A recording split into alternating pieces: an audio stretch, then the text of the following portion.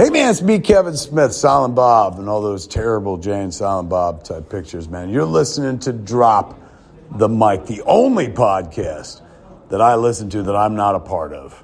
Every podcast I listen to, I usually talk on it, but not fucking Drop the Mic. That's where I'm like, let me hear what the boys have to say. And now, we drop the mic. I've never met a person who isn't as much fear of his mother as you do. You want I should tell my mother what we do in here at night? What, that you play video games and I fall asleep unfulfilled? Oh, she calls you callow in here. You say that like it's bad. Well, it means frightened and weak-willed. That was the only part of the letter I thought was complimentary. This is Brody's private hell. Where the hell did that come from? What's going on here? And these Brody man, Snoochies are his friends. Ow! Oh, sorry. It's all right. What's a stink palm? Take your hand, you stick it like this. There, now you shake hands with the guy. You know how long it takes for that smell to come off?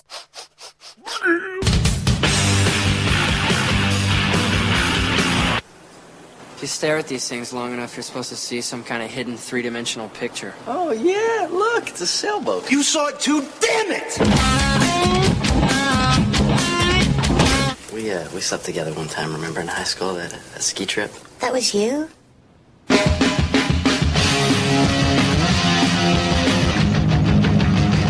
Dude, this looks like your mom.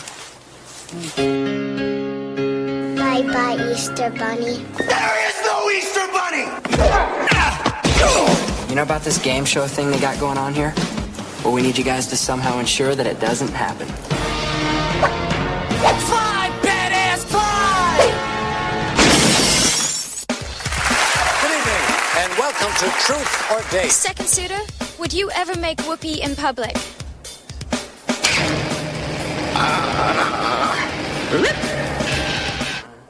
No, I think that's kind of personal. I don't think I should answer that. MALLRATS. You said it was a good size. When a girl says it's a good size, it's a nice way of saying that it's small. What else did you expect from the director of Clerks? Hey!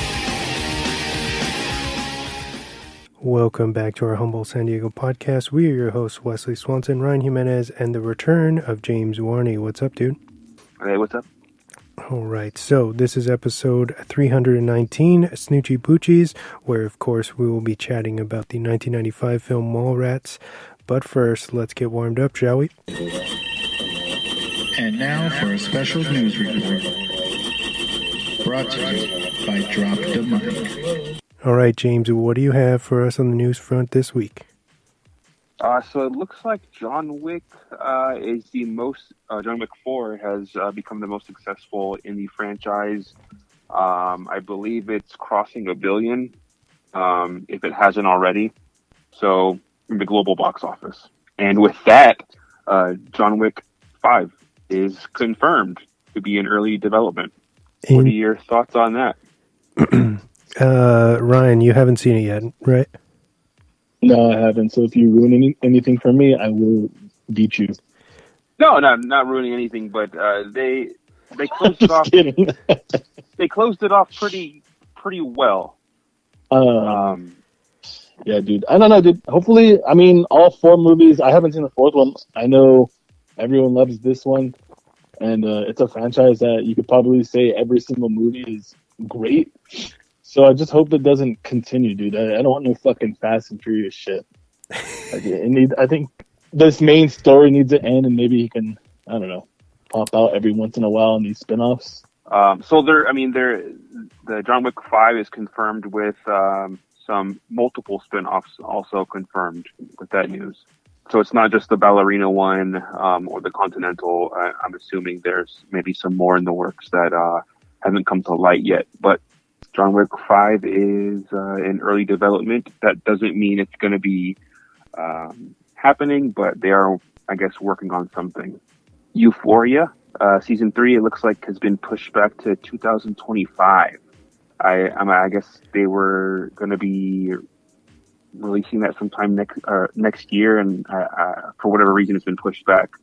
I know you're a big fan of this show, Wes. Thoughts on that? Okay, so what I read, I think it might have been last week, couple weeks ago is that before the pushback, they're going to be everybody's going to be out of high school, which I think is a great direction because they're not limited to the stories they can tell and their characters looking older, Right. And they're also, supposedly this next season is going to take place overseas, which is an interesting thing. But I've loved this show since it's been out, and I'm not really disappointed with them holding off because I feel like we're going to get a better product that way.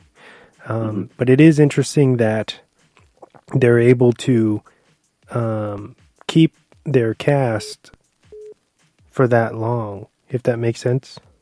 Right. Where shows like what was it? I think it's Outcast. They took too long to renew the new, like, one of the further seasons, and they had to basically stop the show because they had to release all of their talent from their contracts, or their contracts expired. So it would be interesting to figure out how that works with Euphoria, because their star is Zendaya, who is probably pretty busy nowadays, right? Yeah, that's for sure. And then along with the writer's strike, I'm sure that has put a dent in some things as well. Oh yeah, just pay the people, man. They're right. They're responsible for the foundation the of stories that we love. Yeah, the foundation of everything that matters. So I mean, come on, guys, just give them livable wages. Right. That's what I have here. Oh, looks like Hugh Jackman is already rocking the Wolverine or Logan beard. I think production has already started on that, and so I think they're starting production on that. I'm super excited for this with Deadpool 3. It looks like everyone's returning from the Deadpool 2, and probably with some additional characters. But I'm really excited for this one. Hugh Jackman back as Wolverine. Of course, we knew about this for a while, but it's cool to see him donning that Wolverine beard. Have you guys seen those pictures of Halle Berry? That she's like rocking that storm cut, so now everyone thinks that she's gonna pop up. That'd be interesting. I could see her coming in as a cameo, maybe like a little thing. I'm just interested to see where this goes with the whole timeline thing with Deadpool. What I was reading the other day is that it is the introduction into the next Avengers. Right. The whole kind of Kang spinoff. Yeah. Right? Was it Kang's Dynasty, I think is the subtitle? And the Kang Dynasty, yeah. What else do we have here? Oh, some Mortal Kombat news, because I know you guys were talking about it last week. We have Tati Gabriella and Adeline Rudolph are going to be joining the cast of Mortal Kombat 2.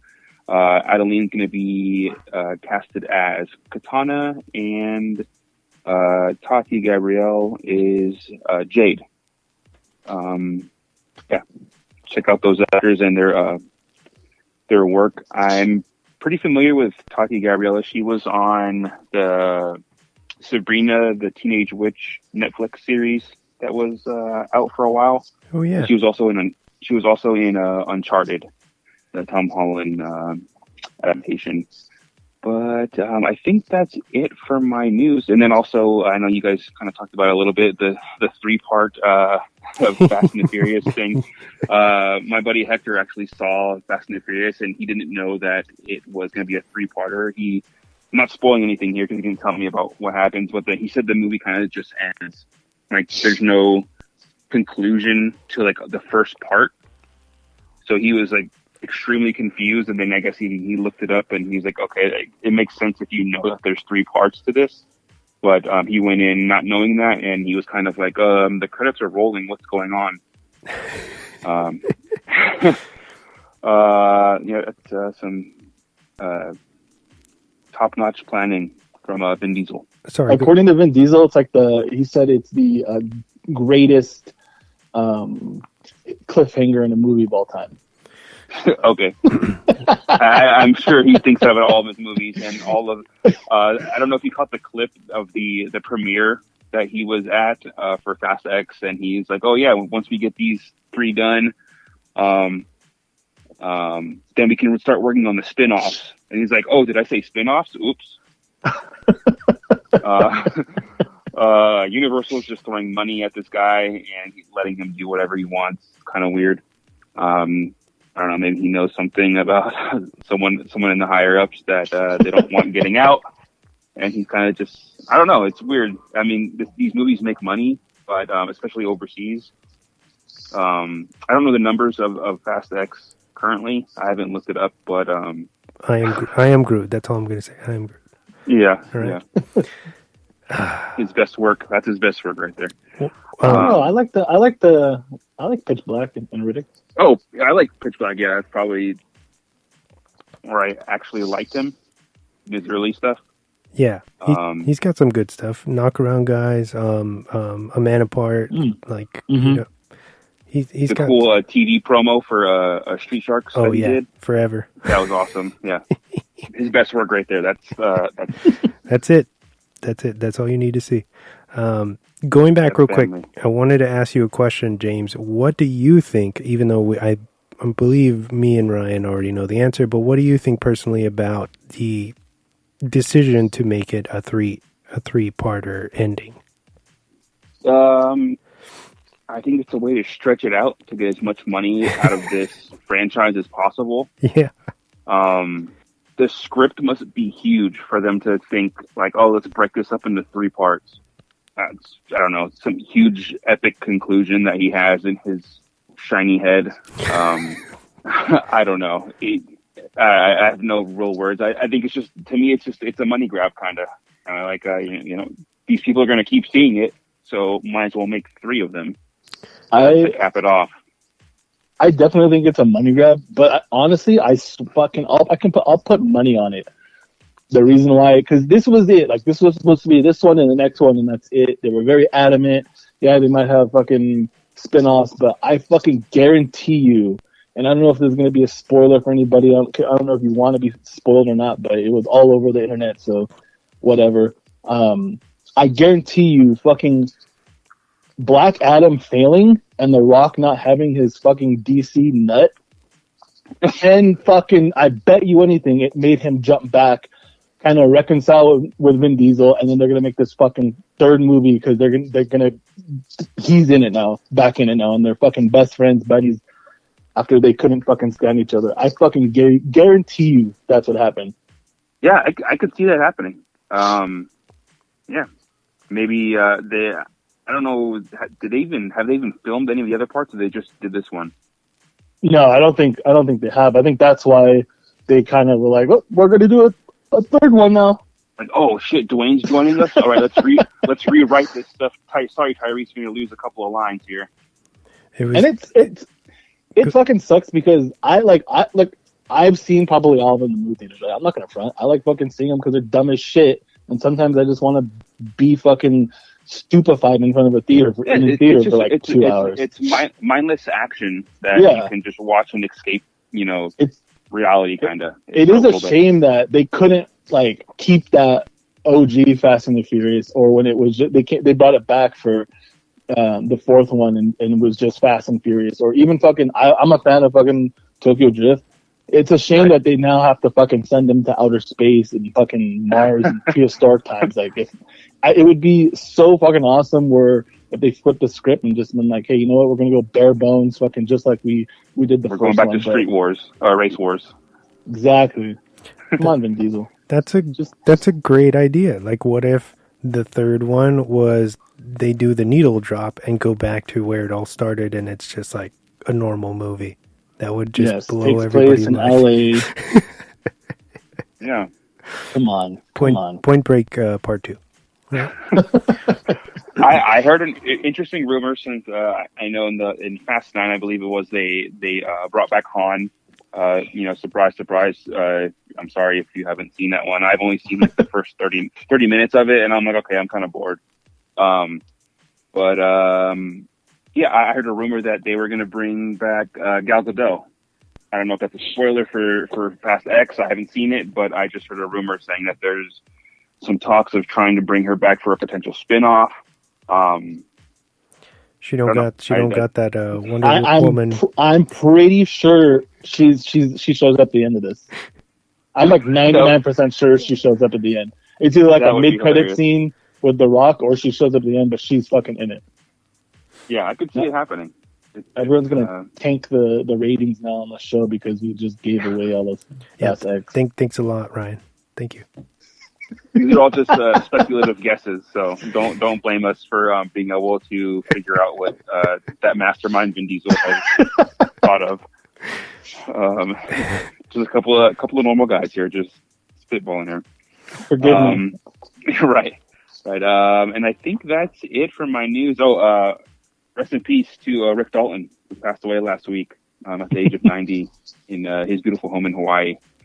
Of course, that's a fictional character from Quentin Tarantino's Once Upon a Time in Hollywood. I thought that was a cool thing for him to kind of drop that randomly. Pretty cool to kind of have a little backstory of, or a future story, I guess, of where his life went on from that film. And and then in actual news, Ray Stevenson, he was in some Marvel movies. He was in Punisher, Warzone. He was in the new Ahsoka series that's coming out. He actually passed away last week at the age of 58. This is a real person. He's an actor. Unexpectedly, I believe, is what the news was coming out. I don't know if anyone else has any more news on that, but 58, pretty young to have passed. Kind of sucks to see that happen. So I have a little bit to add on to that. From what I read, he was filming a new movie, I believe somewhere in Italy or somewhere. And he sustained some kind of injuries where he was sent to the hospital and then later died from those injuries. So it's really fucking sad. And of course, nobody was expecting this. And I believe he was 58, he would have turned 59 this past Thursday. So yeah, that sucks. Yeah, just days away from his birthday. And of course, he's been around for a long time and has a pretty big body of work. And it's just sad to see somebody go so unexpectedly, I don't know if you guys know this, but he was the villain in RRR, and he was so fucking good. He was such an asshole in that fucking movie. I did know that because of you. Yeah, totally. You're a champion of that movie, man. Yeah, hey, dude, we're gonna do like a 6-hour fucking show in one.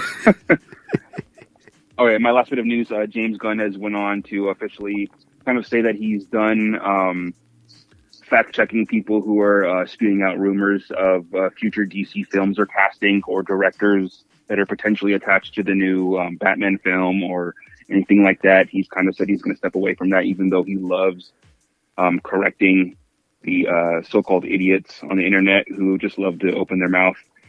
I think it's a pretty smart move. I'm sure it's probably tiring to day in and day out have to correct people and kind of and deal with that barrage of fanboys or toxic fandom that is everywhere now. But that's my last bit of news. So a new playable character is coming to the popular multiplayer game Dead by Daylight. Everyone's favorite actor, Nicolas Cage, is coming to some DLC later this summer. I saw that. Fucking wild. It looks just like him. That's insane. No. I might have to re-download that game just so I can check them out. And some more video game news. PlayStation had one of their big online where they kind of say what's coming out for the next year or so. And my favorite Metal Gear Solid game of all time is being remastered, redid from the ground up, Snake Eater. And then alongside with that, they announced in the fall Metal Gear Solid 1, 2, and 3 are coming in a collection for the PS5 and Xbox Series X and S. I can't wait. Snake Eater's probably my top 5 of all time. I don't know how many hours I played that fucking game on PS2. So it was fucking very awesome to hear that. I can't get out of here without some wrestling news. AEW is announcing a Saturday night wrestling program titled Collision Course. I don't know if you guys have seen the logo or the artwork, but it's a homage to WCW's Monday Night Nitro, same colors, kind of same font. Very badass. It'll be a 2-hour show Saturday nights. Rumors are that they're going to split the roster just like WWE does with SmackDown and Raw. It's going to be a good thing because AEW has a shit ton of wrestlers, so more wrestlers, they can get a lot of TV time. And rumors are that CM Punk is going to come back. The first show is in Chicago, where CM Punk is from, and he's going to headline that Saturday night roster. So I can't wait for that. AEW is doing some huge ass things. Fucking All in London. I think they sold like 75,000 tickets so far in that 90,000 seat arena, which is insane. Holy crap. Yeah. It's crazy stuff. But yeah. And then my last bit of news. I don't know if you guys saw, but the new Killers of the Flower Moon trailer finally fucking dropped. It looks fucking great. And apparently, they got a 9-minute standing ovation at Cannes, and it's already being called one of the best of the year. I think it has like a 96 score on Rotten from 49 reviews of critics. And I've seen a whole bunch of people saying that have seen the movie is saying that it's one of Scorsese's best fucking films. So insane. I can't wait for that. I don't know if you guys saw that trailer. No, I haven't seen it yet. I'll have to check it out. Of course, Ryan. Of course I did. I know you you injected it into your name, didn't you? Yeah. And something that I was thinking about is how cool it is to have somebody who so admired Scorsese talking about like still kind of a sore subject matter and kind of bringing awareness, if not anything, to to something that's still a problem. Yeah. No, I didn't even know about that, all that happening. That's why I started reading the book in the first place. I think I read it a couple months back. Mm-hmm. Yeah, and that tribe is like championing that movie, saying that it's one of the best representations of Native peoples in movies of all time. So I'm definitely still can't wait for that. Yeah, everybody go watch it in the theaters. Go watch it. I think it'll drop like a week or two in theaters, right? It has to. Yeah, to be what are the words? To be eligible for Oscars and all that, it has to have at least, I think, a week theatrical. My ass will be in there for almost all 4 hours. No pee breaks. Hey, I did it for The Irishman. We could do it for this one. And that's all I got for my news. All right, cool. I just got was 2 small pieces that I felt were pretty cool, and they're both kind of horror based. So I'll start off with Arrow Video is bringing a long overdue special edition Blu-ray of 2009's The Last House on the Left. Although Wes Craven directed the original, many, including Stephen King himself, feel this retelling is a superior flick. Look for it August 22nd, 2023. Oh yeah, I fucking love that one. VHS 99. I'm not sure if we have any fans out there, but it's already available on Shudder, of course, but it's now officially being released in a Steelbook Blu-ray format. Pretty cool. I'm glad that, of all people, Walmart are championing physical media. It's pretty cool, to be honest. Yeah. They dropped that fucking... They had a bunch of A24 slipcovers. I grabbed everything everywhere all at once. I grabbed Pearl. They did the Terrifier 2 steelbook, which is insane. And now this. I don't want to say anything because I work for the competition, but Walmart. I don't know, man. Your peoples, man. You need to talk to them. You need to straighten them out. You know what I'm saying? Yeah. But ahead of that, like it's on top of that, like it's just fucking awesome that movie in general is just getting a physical release. Yes. And now it's time for the weekly recommendations. And that was the end of my news, guys. Short and sweet this week, and we will roll on over to Rex and rewind back to James. What have you watched since you've been gone? Good one. I watched the Apple Plus documentary called Still, a Michael J. Fox movie. Yes. Very, very good. I highly recommend anyone who hasn't seen it to check it out. Like I said, it's on Apple TV or Apple TV Plus, whatever it's called. Very, very good. It kind of you get to see the journey of Michael J. Fox's career and also his finding out that he had Parkinson's, and it's a pretty tragic story. But he still has hope. He's still fighting. It's a great documentary. Check it out if you haven't. It was crazy because out of nowhere, Jordan wanted to watch Back to the Future maybe 2 days before this, and we watched it. And he's like, "Well, this is a really good movie, Dad." And then I put on Still maybe 2 days later, and I'm like, "Oh, that's the guy from Back to the Future that we just watched." And he's like, "That's him?" He's like, "What happened to him?" He thought he had gotten into like some kind of accident or something, and I had to explain to him, what was going on, and that he's still fighting to find a cure, and he's one of the huge advocates to do that. And I think it's a great story of to keep fighting.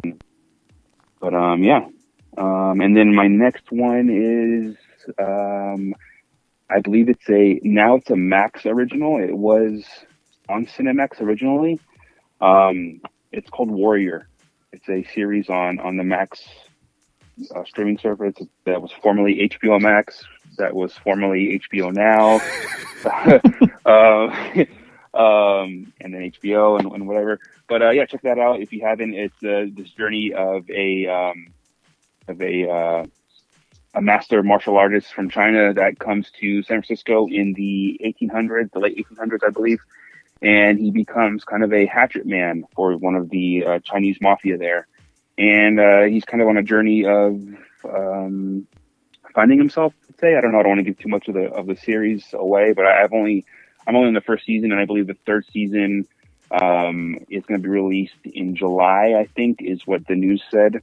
They kind of went on a hiatus, I believe, because of the pandemic and everything. I think the last season 2 was filmed in like 2020, at the tail end of 2020. So, check that out if you haven't, and to get all caught up for the third season. Very cool. I believe it is a adaptation of a story that was written by Bruce Lee. So you definitely see that that kind of fighting style that he has, like in the series. Very, very entertaining series. So check it out. It's called Warrior. My one and only rec. I've been watching Bupkis on Peacock, which is the newer Pete Davidson comedy. The episodes are super fast, they're like 30 minutes, and it's loosely based on his life. And something that I really love about it is they brought Joe Pesci once again out of retirement and somehow convinced him to do this. He plays Davidson's grandfather, and he is so fucking funny in this show. Check it out. If you're not a fan of Pete, the way that Ryan is apparently, check it out for Joe. Dude, you know what? I never said I wasn't a fan. I just think he's not as great as everyone says he is. You mad, bro? You mad? Shit. It's a joke. No, I'm not mad. Are you jealous of some of his attributes? I'm not jealous of his attributes. That he some does or crusty does not white have? dude that everyone loves. How many episodes is it? It's 8 episodes. 8 episodes. And that's all I got this week. 5, 4, 3, 2, 1. And now for the movie focus of the week. So, of course, this week we're talking about our man Kevin Smith's Mallrats. It's rated R. It's from 1995. It's a comedy. It runs at 1 hour and 37 minutes, and it's got a 58 on Rotten. Starring Jason Lee, Jeremy London, Shannon Doherty, Jason Mewes, Kevin Smith, Claire Forlani, Joey Lauren Adams, Ben Affleck, Ethan Suplee, and of course Stan Lee as himself. Mallrats spins the tale of 2 young men who venture off to their local mall in order to distract themselves from both just having lost their girlfriends. Unfortunately for them, a game show which is being ran by one of the ex's father is taking place at the same very mall the 2 came to find solace.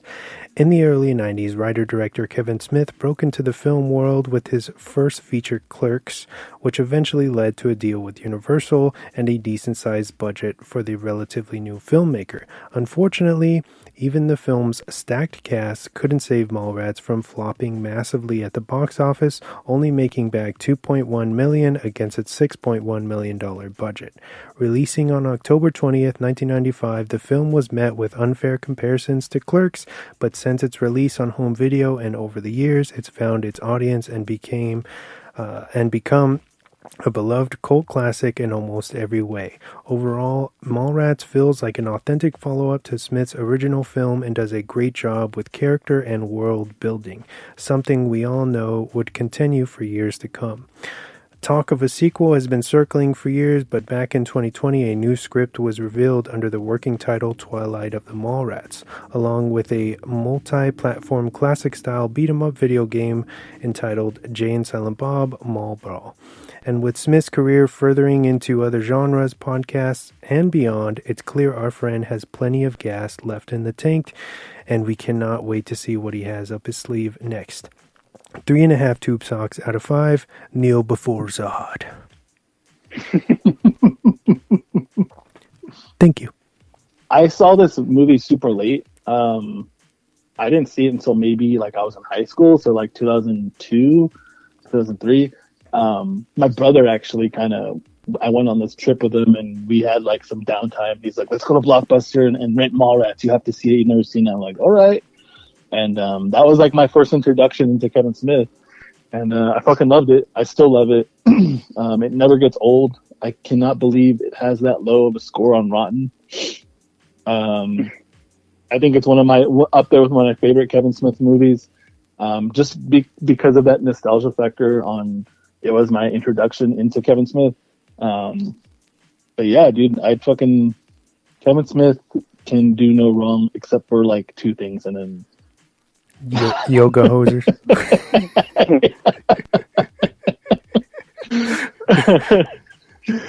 But I mean, I can go on and on how much Kevin Smith and his movies mean, not only how much they mean to me, but I'm sure how much he and all his movies mean to you guys, and obviously the podcast.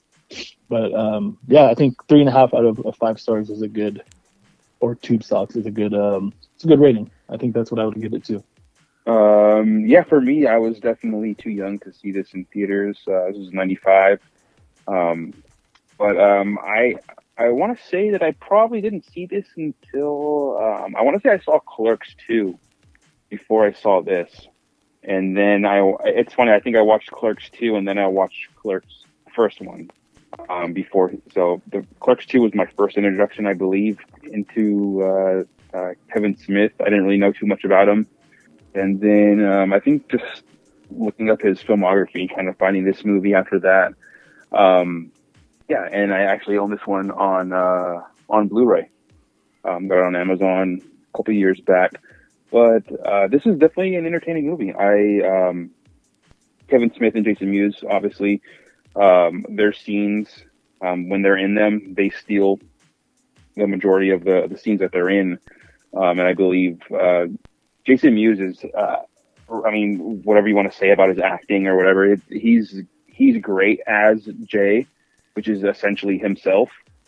And they do it great together. They're the perfect duo in a comedy. And then I was, this is I think my first introduction to Jason Lee. And I love his character in this. Just the nerdy guy, like his man cave or whatever it is that he has, his room is awesome. That's like what you dream of when you're like in high school, at least me, like I did, seeing that the way his setup was with all the comic books and stuff. I have comic books, but nowhere near the volume that this guy had. And that was amazing to see. But yeah, this movie is awesome. It's hilarious from start to finish. Definitely agree there. Since we're kind of sharing our introduction to Kevin Smith, I found his stuff early on in middle school. I want to say the first film that I saw, obviously not in theaters, but Jay and Silent Bob Strike Back, of course, was 2001. and that I watched almost religiously, just like Fight Club. It was something that was just I would put on every day in the background, and just I know all the fucking lines. You know, I've seen it so much, it's like burned into my skull at this point. But going to watch a Kevin Smith movie for the first time in the theater for me was also Clerks 2, which I believe was released in theaters 2006 or 2007, and it was hilarious. A lot of people, it seems like, don't really care for that sequel, but I think it's great. Especially Randall's character is awesome, as always. But Mallrats I saw in high school, or no, in middle school, because I saw Jay and Silent Bob Strike Back, and it was obvious, like, that's a very much like a really big inside joke where it makes you, at least if you're into film and comic book culture and all that, the subcultures, it makes you want to go back. And so I found the original Clerks. I found the Clerks animated series that was short-lived. And I was just, think of me as a kid trying to get my hands on all these movies when they weren't readily available. They are now, where you had to go to Blockbuster or Hollywood Video and try to hunt them down. And that's what I did pretty much in a row. And that includes Chasing Amy and pretty much everything that he had out at that point. And Mallrats, I agree wholeheartedly with Ryan, where I think it sits pretty high up there with the original Clerks, with some of the best work that he's done, at least in the View Askew universe. View Askew-universe, I think, is how it's coined now. But yeah, of course, anything that has Jay and Silent Bob is so much fun. James helped me design a pin that we put out, and it's amazing. So that's how much we love Kevin Smith. Was this the first time that Affleck was a part, kind of the introduction to them, kind of starting their little cameo thing with Affleck? Yeah, it would have to be, because he's not in Clerks, and then Mallrats was the immediate kind of follow up. And I think that he got Ben because they were friends or whatever from Jersey, right? And then you said it was your introduction to Jason Lee. I believe this is Jason Lee's very first role. He had literally no experience before this. He was I don't know if you guys know this, but he was formerly a pro skater. Yes, yeah, I knew that. I've heard it a couple times from. I believe from Kevin Smith, and kind of I know he goes into some detail every once in a while on his podcast about how he started, how kind of Mallrats was started. But yeah. Jason Mewes, the Universal almost refused. They were refusing to cast him. He was seen as kind of a liability, right?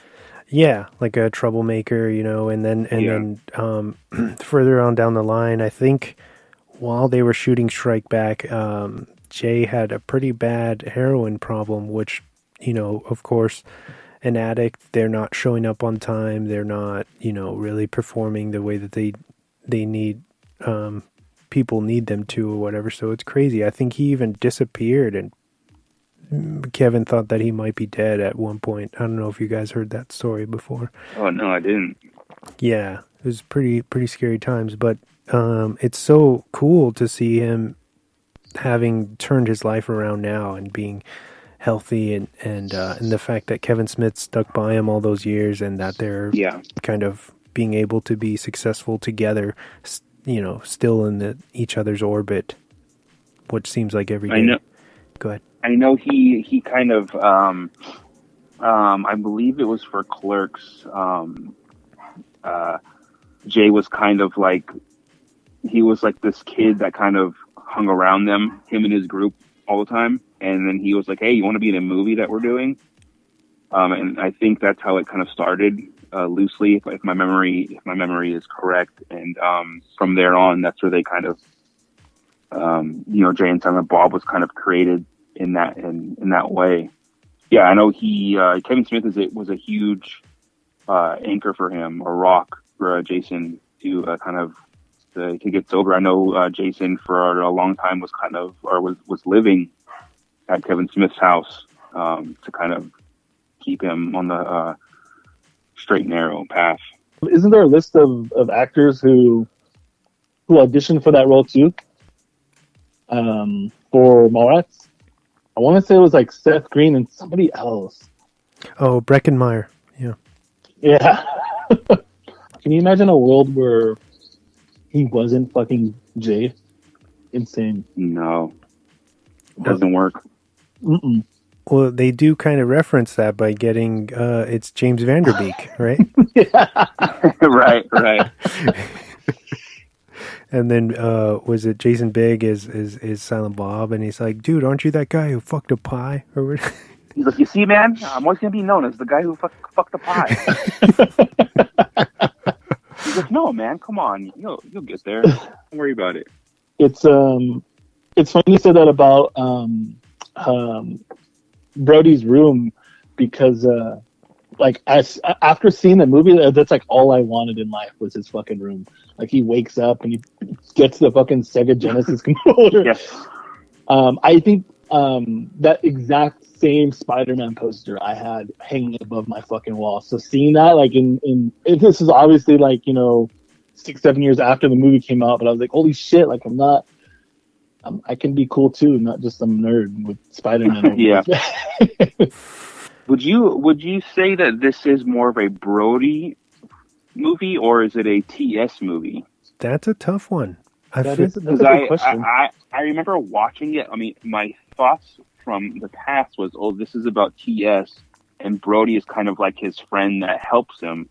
But then rewatching it the last couple of times, and then rewatching it again yesterday, I start to think that this is more of a Brody-focused film, and TS is kind of the side quest or side story in the film. I think what it is, at least in my opinion, right, is that Jason Lee just kind of is chewing the scenery so much, where he is supposed to be the side character, the sidekick, like they mentioned in the film, but he kind of just steals the thunder from. He outshines Jeremy London. Yes, pretty much the whole way. Like you remember Brody.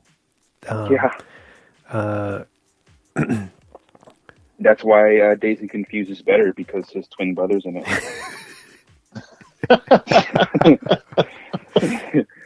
Also, Michael Rooker is so unhinged in this. And, oh my god! And I wonder, like, how did they get him to? Because he was established. It's probably him and Shannon Doherty are the most big actors, I believe, at the time. Because Michael Rooker had done Henry, Portrait of a Serial Killer, and a bunch of other stuff at this point, I believe. And the fact that he got him, especially to do this role, which is and he's so good. Like, he makes you hate him, and I feel like we, as dudes, can all kind of relate to having some girlfriend in the past, where the dad just loathes you, and you don't know why. Yeah, he's so good at it. That fucking opening scene where he's looking at himself in the mirror doing karate. Oh my god! And his towel flies off. Yeah. Every time I see go up or down an escalator, I always think about those scenes with Brody saying, "There's that fucking kid again on the escalator," and he won't let it go. Yeah. That's kind of like what I imagine Ryan can be like, when he's out in public and he's seeing some people doing some dumb shit. He's like, look at that stupid fucker over there. And then that scene, escalator. That scene, the kid does get caught in the escalator. You hear him in the background like, oh my god, there's a kid stuck in the escalator. Oh yeah. Also, how dark. I had forgotten that kind of subplot of Ben Affleck's character Shannon being this kind of sleazy guy who can basically get whoever he wants, and he ends up with Shannon Doherty's character, Renee, I believe her name is. Yeah. Right after she breaks up with Brody. And then they have that subplot where this high school girl that everybody knows mutually, I think she's like 15 at the time, is decided that she's going to write a book about the libido of like men from the ages of 14 to 35, I believe. Yeah. And unfortunately, she documents all of these these encounters, right? And Shannon ends up being one of them. And so he ends up getting arrested for what is statutory rape. And this is pretty much like it's raunchy, right? With its dialogue and stuff, but it's pretty lighthearted. And the fact that they threw that in there is just like, it's pretty insane. And especially because it's like young Ben Affleck. Yeah. You get the video at the end when the proof or whatever it is. Yeah. Oh my god. And doesn't he ask her? What does he say? Doesn't he ask her to call her a new kid and call him a new kid on the block during the scene though? Yes. I love Stan Lee's cameo in this, and that's that heartfelt story about the girl that he let get away, and how it kind of always haunted him, and then he's telling this to Brody, and Brody's like, yeah, man, I should try to get back with Renee. And then, you see Stan Lee meet back up with TS, and he's like, oh, did he buy it? He's like, yeah, man, it works perfectly. He's like, thanks, Stan. You're the man. And he's like, oh, no problem, true believer. That guy's name is the big guy from, seen a lot of stuff, but it's the one who can't see the sailboat. Ethan Suplee. Yes. Isn't that guy like super rich now? Yeah. He looks like a bodybuilder. I felt sorry for the guy because the whole time he's like, man, I got my lunch. He's like, I've been coming here every day for the last week to find the sailboat, and I can't see it. And then everyone else is right when they walk up to it, oh, it's a sailboat. And then he's like, I got my lunch and my drink, and I'm going to be here all day until I figure out this sailboat. And man, and the whole Easter Bunny thing where the kids are like, they're on their way to go see the Easter Bunny, and they're like, oh, what did they say? It's another name for a sailboat. I can't remember what they say. And he's like, "Ha, you idiot! That's not what it is. It's a sailboat." And the kid's like, "That is a sailboat." And he's like, "The Easter Bunny's fake. It's just a man in a costume." He calls him a dumb. He's like, "You dumb bastard." He's like, "You dumb bastard. It's a sailboat." I believe the little kid, he says, "Oh, look, it's a schooner." And he's all... Yeah, that's right. Speaking of that scene, and Arrow Video, I think they're putting out the 4K, and that the slipcover has that print on it. Of one of those posters. Yeah. That's awesome. You think TS is kind of like an asshole in this? Well, we haven't discussed it yet, but so when the movie starts, I guess he so the dad's game show, what is it called? Truth or Date. Truth or Date, right? There is the main woman contestant. I think she was like some kind of swimmer or something, and she was chatting with TS, and I guess he made some off-color remark about her weight, and she just like she worked. How do I put it? She worked out so hard that she died, and and TS's girlfriend and her father end up kind of putting the blame on him, saying that he should have never said those things, and to a certain degree, I think they are correct. And that's like the whole kind of plot where TS and his girlfriend break up, and that's the kind of basis around the movie. But then his girlfriend ends up taking on the role of, okay, I'll step in the place of this contestant because now you don't have anybody, because my ex-boyfriend made her kill herself, kind of.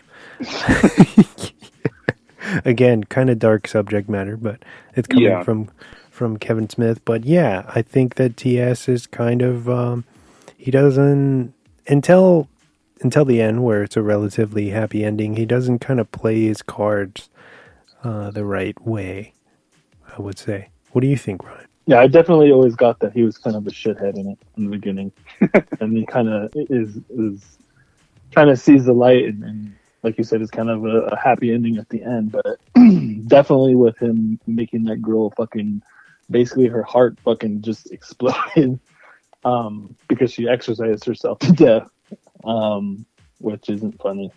But yeah, I think I always saw him as kind of like a shithead, an asshole. The only thing that I think is really cool is that idea of he's like, he tells the story of how he was going to propose to his girlfriend on the Jaws ride. When Jaws pops out, might pop the question. It's amazing. That's amazing. I like how Brody is like, he's like completely in fucking awe, like he thinks it's the most romantic thing ever. He's like, wow, that's the most beautiful thing I've ever heard. He's like, too bad you're not proposing to me or whatever. and then they show it. He actually goes through with it, and they do that at the end. Yeah, they actually have their ceremony. They actually get married on the little boat that's at the Jaws ride. Yeah. And when he tells, what's her name, the blonde girl, Gwen, I believe that's her name. When they go over he goes over how he was going to do it, and she's like, "Oh my god, proposing at an amusement park, like that's the lamest thing ever. Like that's not romantic." And like I took that to heart because I proposed to Alyssa at Disneyland, and I'm like, "Fuck you, bitch!" All right, that shit was romantic.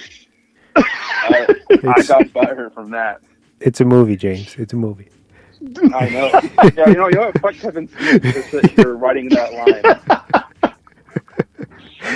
But I still love him. I forgive him for that, but it was hurtful. Do you guys know the kind of story behind Joey Lauren Adams being in this movie? No, I don't. So it's not some big, long, drawn-out story or anything, but of course, so she shows up in this, right? And then her and Kevin, he hadn't met his wife yet, so her and Kevin start a relationship, and all of this shit goes down in this relationship, right? And this inspires him to write Chasing Amy. So Chasing Amy, that whole plot is about his, his experiences with Joey Lauren Adams, the actual actress. Whoa. I did not know that. Mind blown. See, we don't even have to finish the show. We can just turn it off right now. So she was cool with him, kind of. I mean, I'm sure he embellished a lot of stuff, but she was okay with him kind of putting her on blast in Chasing Amy about like the whole reason as to why Affleck was kind of losing his mind over like what she had done from her past. I would say so, because she is Amy in the movie. Yeah, that's what I'm like. That's crazy. It's like, oh yeah, go ahead and tell the story about how I mean, I'm sure it didn't happen, but yeah, wow. Okay. I feel like that's cool. Some people are able to, become relatively close friends, even though they have a past, Right. And this is a great example of how do you say, like, platonic friendship. Yeah. Where you can make a star in a movie that's about your past and be the leading lady. But, I mean, I think Chasing Amy is extremely underrated, and she is so good in the movie. Everybody's so good. Again, it's always forgotten in the Kevin Smith, all his films, I think, is Chasing Amy. Yeah, because it leans more into the... he's done a bunch of course, rom-com-y stuff, but that's more, I feel like, what can be construed as geared towards women, Mm-hmm. And I think that's played a part in why it doesn't really get recognize the way that it should for some reason or another. But it's really good. And if you're listening to this episode and you haven't seen Chasing Amy, or you haven't seen it in a while, turn it on. I have a question for both of you. What do you have an ultimate, like a pinnacle of Smith's work? What would be your number one? I'm going to say Dogma. Oh, yeah. Yes. I'm going to say the first Clerks, but in a either tied, depending how I feel. I mean, how fucking great is fucking Red State? Yeah, I'd put Clerks, Red State, and probably I'd put Clerks 3 in top 3, and then kind of round it out with Mallrats and Dogma. I legitimately, my feelings are hurt because you fucking skipped over me on the Rex. I thought we went too fast. We can do that right now. We can do that right now. No. Let's do it right now. I just told you to make me fucking so I can make you feel bad, and you better not edit this out. You're gonna wait until next week when I do my rap. No, on a serious note, for real, we can. If you want to do it right now, I'll just edit it all together. No, we can do it next week. Okay, all right. Next week is Chris's episode. Just saying, so you'll be waiting a while. Okay, the week after that. Okay, 2 weeks. Don't cut this. Leave it in. No, he's not going to cut it. I swear to God, if you cut this, you're going to listen. You're going to fast forward to here. All right, I won't cut it. What we're going to be talking about next week, it's the end of May, finally. And that means only one thing. Our boy, Chris Pollock, is returning. And this time, we're going to be talking about the Juggernaut film, a Steven Spielberg classic, Raiders of the Lost Ark. All you indie fans, tune in. And James. Yes. Why don't you tell all the lovely people out there what it is we do and who we are? All right, so we are Drop the Mic, and we are pretty much available on every single platform that you can listen to a podcast on, whether it's Apple Podcasts, Google Podcasts, Spotify, tons of other ones. If it plays a podcast, we're probably on there. And if you have the time, give us a 5 stars, a thumbs up, a positive review. And if you enjoyed this episode and you think maybe someone else will, share us with your friends, family, and coworkers. And give us a follow on Instagram. We are at @DropTheMic_podcast.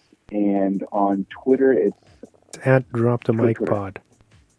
At DropTheMicPod. Give us a follow there too. Me and Wesley are both attached to the Instagram, so you can write us there. You can we post our weekly focuses. You can comment on whether you've seen it, whether you liked it or hated it. If you liked the episode, let us know, so that way we can get better at what we're doing here. We do this for free. We don't get paid for it, but we love hearing those reviews, and it helps us get better, like I said. So please go ahead and do that. And if there's a movie or something that we haven't reviewed, let us know, and we can hopefully get that on the list and get that started for you. Or if you want to be a guest, we can also do that as well. Ryan, did you have anything to plug before we get out of here? Now you remember him.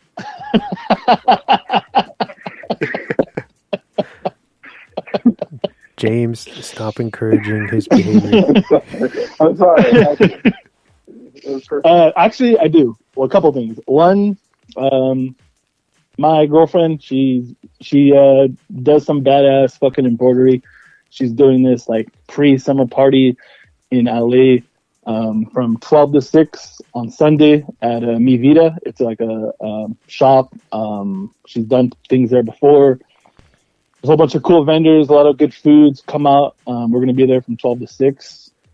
Please come out and buy something for her so I can continue to buy all my toys that she pays for. Yeah, if you're in the LA area, come stop by and say hi to her. Cause, drop her handle, man. Come on. Are you going to let me finish, or are you going to let me... Okay. You're just going to cut me off, all or right. you don't have to wreck anything. All right.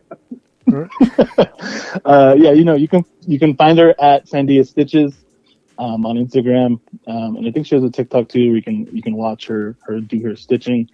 So yeah, come on Sunday. It's gonna be a good ass time. And then if you're in San Diego, go buy your tickets for AEW, Dynamite, and Rampage. I'm taking Wes out on a date. We're gonna be scissoring each other there, waiting for Daddy Ass and MJF and all the big AEW wrestlers.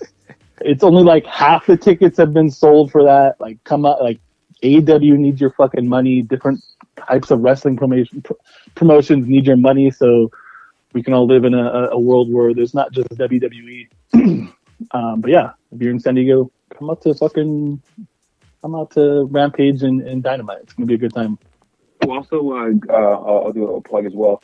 Go follow Up and Apart, the store or shop that Wes created, and I have a couple of things on there that me and him collabed on. So check that out, and there's tons of cool pins and stickers. Just click the link in that bio, and it takes you to a store that you can go to, and there's a bunch of cool stuff on there. So check it out. There's something for everybody. Yes, thank you. Yeah. We just listed a new kind of Doug themed pin if you're into old Nickelodeon nostalgia, and I have a few things that I have in my possession that I haven't listed yet. I'm going to be getting to that within the next few days, and they'll be up for your consumption. So everybody out there, check out A Pin Apart. Lots of cool stuff. All right, fellas, this was a lot of fun. Thank you both for joining. It was great having you back, James. Oh, yes. Love being back. And of course, sorry, Ryan, that I totally gypped you on one of the segments.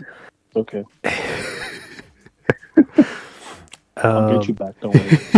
I'm sure you will. Next Wednesday, he's going to put me through a table, everybody. Yeah. Put it on live. Until next week, we look forward to you all returning, all the listeners returning for our Raiders of the Lost Ark retrospective. It's going to be, I'm sure, a big episode. So shout out to Chris Pollock, always coming through for us. We love you, man. And until next time, this is James Warney, Ryan Jimenez, and Wesley Swanson signing off, saying good fight and good night. Oh, well, if you stare at this poster for a few seconds, a hidden picture appears. Can we do it, please? Please? All right, go ahead. But hurry, the Easter Bunny's waiting. Wow, it's a schooner. You dumb bastard. It's not a schooner, it's a sailboat. A schooner is a sailboat, stupid head. You know what? There is no Easter Bunny! Over there, that's just a guy in a suit!